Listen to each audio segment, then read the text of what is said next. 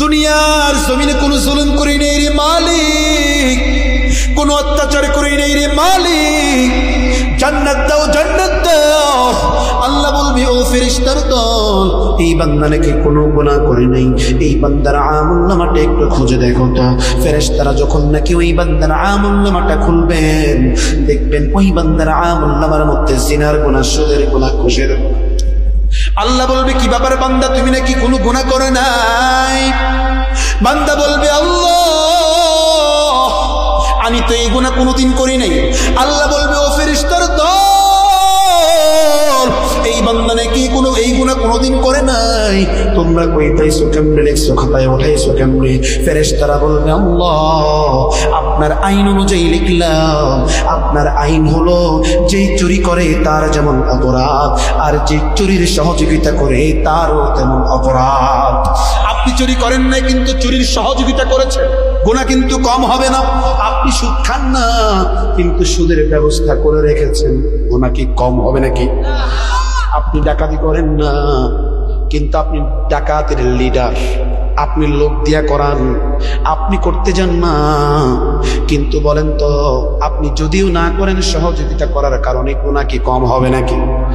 আমরা আজকে এরকম হাসরের ময়দানে বান্দাগুলো বলবে আল্লাহ কোনো গুনাহ করি নাই, মনে হয় আমরা এরকম আল্লাহর কাছে বলবো আল্লাহ আমরা কোনো গুনাহ করি নাই। যখন নাকি আমলনামাটা খোলা হবে দেখবেন শুধু গুনাহ গুনাহ গুনাহ গুনাহ, কিচ্ছু নেই। এ দুনিয়ার বান্দারা ভালো করে শুনো, এই আমলনামার মধ্যে শিরিকও থাকতে পারে। শিরিকের গুনাহ বড় মারাত্মক। শিরিক এমন মারাত্মক গুনাহ, দেখেন আল্লাহ পাক রব্বুল আলামিন সব গুনাহ ক্ষমা করবে কিন্তু শিরিকের গুনাহ কোনোদিন ক্ষমা করবেন না। মুসা পয়গম্বর রাস্তা দিয়ে হাঁটতেছিল, হাঁটতে হাঁটতে চলমান অবস্থায় দেখলেন রাস্তার ডান পাশে একজন বুজুর্গ বসে বসে তাসবিহ পড়তেছে। মুসা পয়গম্বর ওই বুজুর্গকে জিজ্ঞেস করলো, বুজুর্গ তুমি কতদিন পর্যন্ত এই জায়গার মধ্যে বসা? বলল 400 বছর। বলে তুমি এখানে কি খাও? বলল আমি আল্লাহর দেওয়া আসমানের রিজিক ভক্ষণ করি। বলে তোমার কোনো চাওয়া পাওয়া আছে কিনা? বলে হ্যাঁ আমার 2টা চাওয়া পাওয়া আছে। বলে কি? বলে 1 নাম্বার হলো আমার জীবনে পয়গম্বর আসবে, ওই পয়গম্বরের সাথে আমি একবার সাক্ষাৎ করতে চাই। 2 নাম্বার হলো আমি 1 গ্লাস ঠান্ডা পানি পান করার আগ্রহ করলাম। মুসা পয়গম্বর চলে গেল ওই বান্দার জন্য পানি আনতে। যখন নাকি ওই বান্দার জন্য মুসা পয়গম্বর পানি নিয়ে আসছে, তখন দেখলো এই বান্দাটা দুনিয়ার জমিনে আর জীবিত নয়, মৃত হয়ে গেছে। মুসা পয়গম্বর আল্লাহকে ডেকে বলে আল্লাহ আপনি কি ইনসাফ করলেন নাকি? আল্লাহ পাক বলতেছেন মুসা আমি আল্লাহ কেন ইনসাফ করিনি বলো? মুসা পয়গম্বর আল্লাহ পাক রব্বুল আলামিনকে বলতেছেন মালিক এই বান্দাটা দুনিয়ার জমিনে 400 বছর বসে বসে, আস্তে আস্তে আমি যেন না দেখি আল্লাহ মানে রুকু হয়ে যায়। মুসা পয়গম্বর আল্লাহ পাক রব্বুল আলামিনকে বলতেছেন আল্লাহ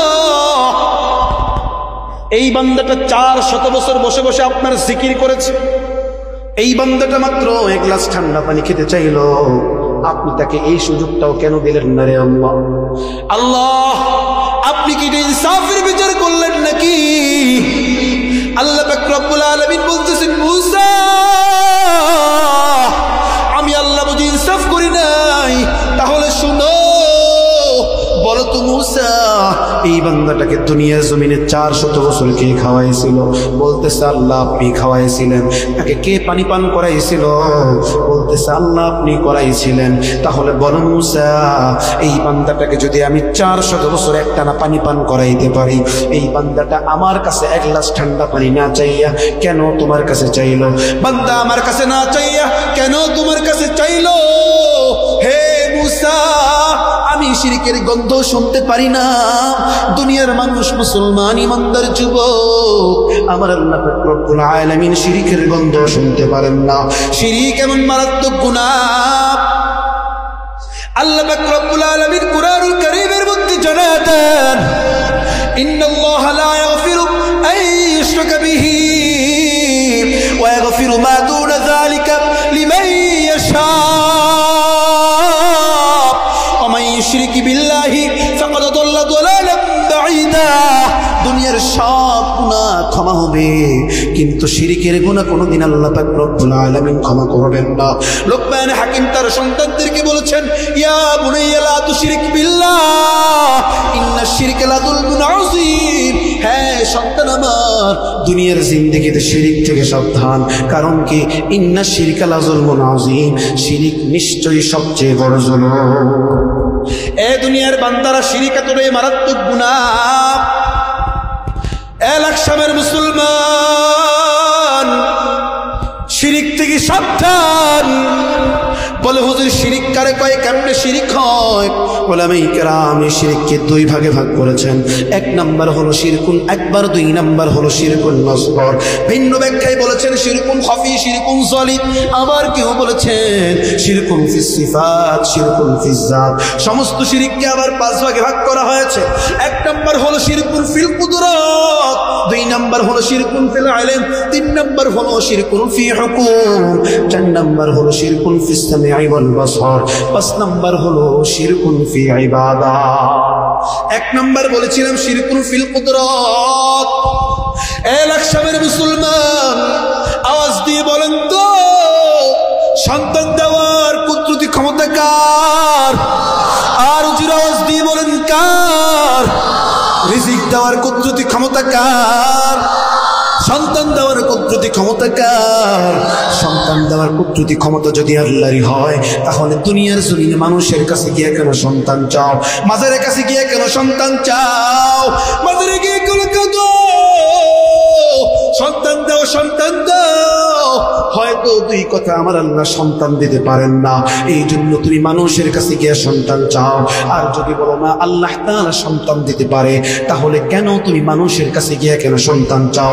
কেন তুমি মাজারের কাছে গিয়ে সন্তান চাও? আল্লাহ তাআলা বলে সন্তান দেওয়ার কুদরতি ক্ষমতা একমাত্র আমি আল্লাহর।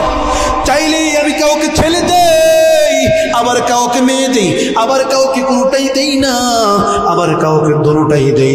এটা একমাত্র ক্ষমতা আমি আল্লাহ।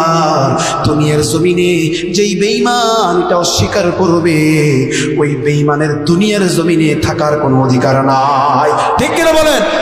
সন্তান দেন কে? রিজিক দেন কে? মাজারে দেন নাকি পীর বাবা? আপনাদের এলাকার ইমাম সাহেব তো দিতে পারে, মুয়াজ্জিন সাহেব, কেউ দিতে পারে। সন্তানের মালিককে। দুনিয়ার জমিনে আল্লাহর কাছে সন্তান না চাইয়ে কোনো মানুষের কাছে চাওয়াটাই হলো শিরিক।